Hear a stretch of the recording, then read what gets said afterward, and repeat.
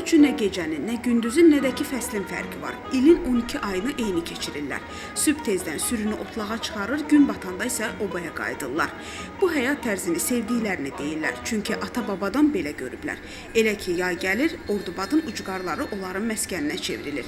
Buranın geniş yataq yerləri heyvandarlar üçün əsl nemət hesab olunur. İlk bunun başlanğıcını biz 80 baş malla başlamışıq. Bugün 500 baş maldır. Qoyunu da biz 300 başla başlamışıq. Bugün 5000-ə çatdırmışıq. Bir 12-13 ailə burada işləyir. Hamı da ailəli gəliblər. Həm öz şəxsi mal heyvanları var. Bu yaylaqlarda Muxtar Respublikanın 5 rayonundan 10 oba məskən salıb. Ümumilikdə təsərrüfatlarda 20 mindən artıq iri və xırda buynuzlu heyvan saxlanılır. Mal-qaraya vaxtlı-vaxtında baytar xidməti göstərilir.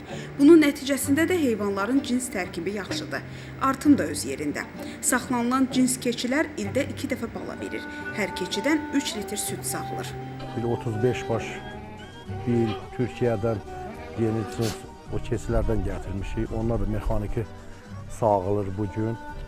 Onlardan bala da almışıq. Südü də yerli heyvanlardan artıqdır. Məhsuldarlığı. Özü də yəni təbiətə, havaya uyğunlaşır. Burada əti artıq gəlir. Məsələn, məhsulu dadlı olur.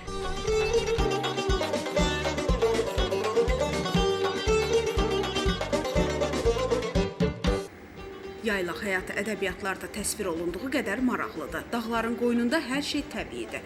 3 ay boyunca bu yerlərdə köç salan insanlar isə əl-ələ verib rahat yaşayır, təsərrüfatları ilə məşğul olurlar. Bura səfalıdır, qəşəkdir, yerimiz genişdir, rahatçılığımız çoxdur. Bu il saxlayırıq. Əgər 2000'dir, gələn il rahat olacaq 2500, ildə 400, 300 artırılır. Buraların faydalı bitkilərlə, saf sularla zənginliyi heyvanların qidalanmasına müsbət təsir edir. Nəticədə yüksək keyfiyyətli ət və süd məhsulları əldə olunur. Digər tərəfdən kəndli mal-qarasına bu dövr ərzində qış üçündə yem toplayır. Həmçinin təbiətin onlara bəxş etdiyi bütün sərvətləri dəyərləndirir, faydalarını öyrənir və tətbiq edir. Qara yarpız, mədə bağırsağa, qaraciyara xeyirlidir. Qantəpər qanın laxtalanmasına, qatılaşmasına xeyirli dəmliyib içirsən, o saatı öz təsirini göstərir. Böyrək otun, böyrəyin arğıyanda böyrək dəmləyirsən, içirsən, böyrəyin arğısını götürür. Səhlab, soyuq dəyməyə, öskürməyə xeyirdir. Yaylaq həyatında qadınların əməyi böyükdür. Təmizlik işlərindən tutmuş ta sağım və məhsulların ərsəyə gəlməsinə də hamısına onlar nəzarət edir. Yaylaq dövründə müxtəlif ağartı məhsulları istehsal edir, qış azuqələrini hazırlayırlar. Qoyundan 5 litr süddən 1 litr xama çıxır. Keçidən 10 litr süddən 1 litr xama çıxır.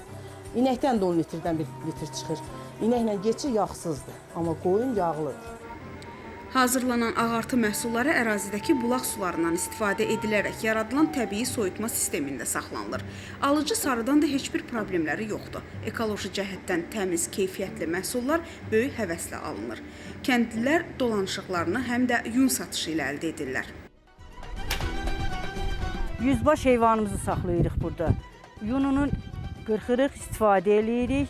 Əlavədə satışa buraxırıq. 100 kilo yun əldə eləmişik. Amma ildə 150 kilo, elə olur 200 kilo yunumuz olur. Aparacaq kətdə yuyacaq, təmizini satışa çıxadacaq. Bütün bunlar insan zəhmətinin sayəsində ərsəyə gəlir. Bu yerlərdə hər kəs heyvanlar arxaca qatılandan sonra rahat edir. Yalnız hava qaraldıqda buradakı adamların iş vaxtı da bitmiş sayılır. Dan yeri söküləndən ta gecəyədək çalışan zəhmətkeşləri açılan hər sabah dağların arxasından boylanan günəş yenidən səfərbər edir. Günel Feyzullayeva, Xəbərlər.